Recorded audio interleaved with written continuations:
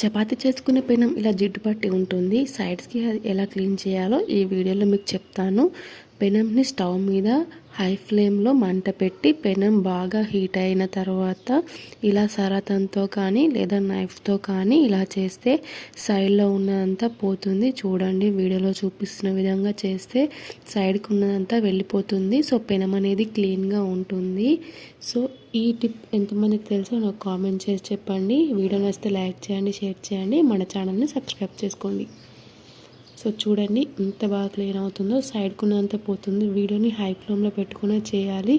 So కొంచెం నీట్గా చేసుకోవాలి, లేదంటే కళ్ళలో పడిపోతుంది అదంతా.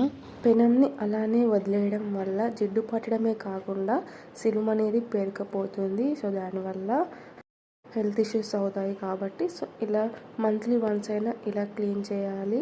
చూడండి టోటల్గా క్లీన్ అయిపోయింది.